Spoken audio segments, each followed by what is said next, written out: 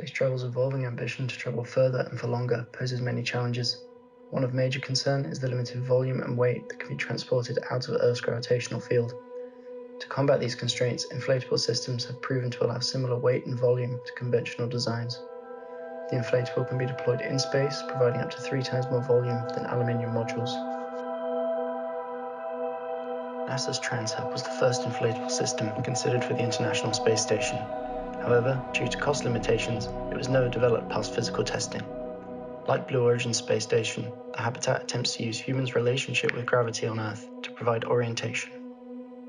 To maintain rigidity before and during launch in the B330, an interior support structure connects the life support systems to the airlock. However, this results in two-dimensional inflation, restricting the volume of the internal space. The internal support structure allows the pre-inflated module to be transported from Earth in the space shuttle.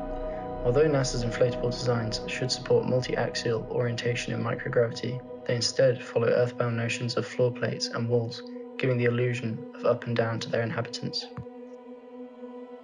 The Sierra Space Gateway uses Vectron fibers to provide a protective shell that can withstand both the vacuum of space and impacts from micrometeoroids.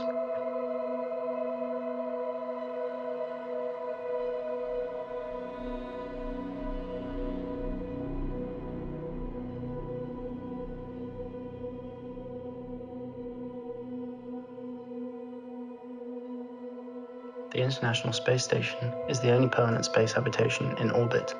Although it is due to be decommissioned in 2031, this design project speculates on its expansion via inflatable systems to explore how future space travel may be able to take humans to Mars.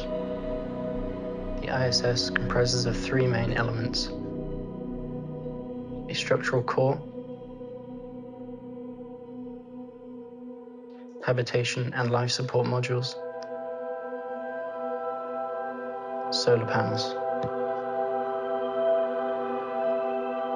The habitation modules are primarily split by their order of deployment and ownership, with the Russian service module and functional cargo block being the first to be assembled, then the US nodes and research lab, and finally the Japanese experiment module.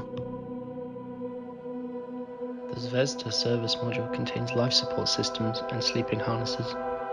The functional cargo block contains storage space, electrical support, and docking mechanisms. The Unity module connects the US laboratories to the Russian modules. The Tranquility node contains an observation cupola, as well as a space toilet and exercise equipment. The research labs are where the astronauts spend most of their time. The Harmony module connects the research labs together and contains sleeping harnesses. Like the inflatable B330 and Transhub, the ISS uses Cartesian notions of horizontal and vertical movement. Although it helps astronauts find their way around the space station, it can be restrictive.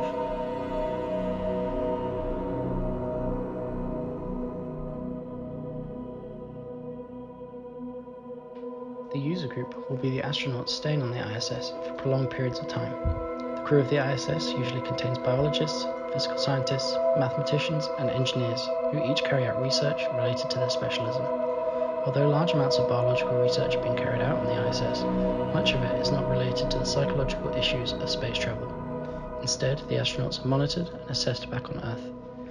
This project will aim to provide new spaces to the station that will give novel methods of psychological research to improve health and well-being for long-distance space travel, where isolation and confinement are prevalent issues.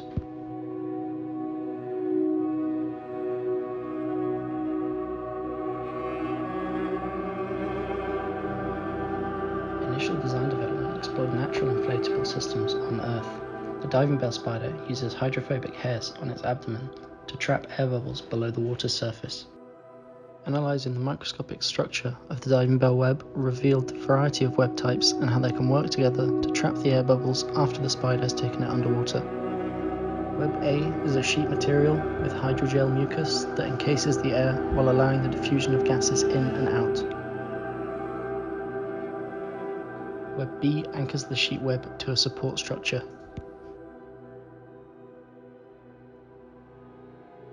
Web C comprises of many smaller strands that work together as the primary structural component. The design development explored applying the web topologies to inflatable elements without the constraints of gravity. Dynamic systems systems were used to highlight the interaction between the fibers and inflatable elements. However, the freedom of simulating these elements without gravity made the test unsuccessful.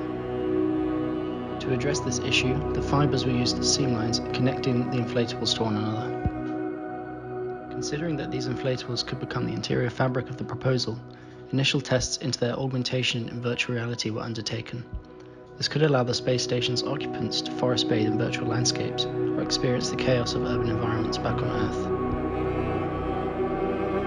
To develop the inflatable system into an architectural system that can become host to the International Space Station, further testing and iterations of the seams were needed to understand how they can control the morphology of the post-inflated form.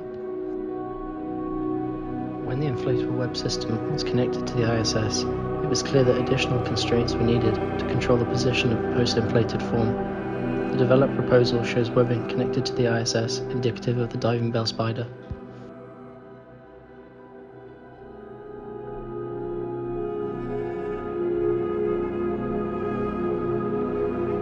Further analysis of the space station modularity was incorporated into the proposal, enabling a hard exterior shell to provide insulation and protection from micrometeoroids, while the soft, inflatable structure gives rise to multi-axial movement. The ISS common berthing mechanism will allow the modules to connect to the space station and to one another.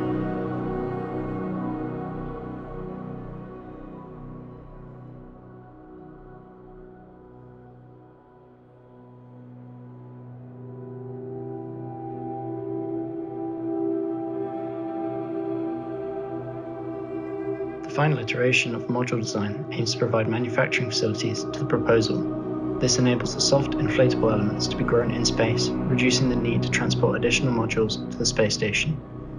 Before manufacture can begin, it will be transported to the ISS via the SpaceX Falcon Heavy. Once installed to the station, it can expand and deploy automated weaving robots to construct additional modules.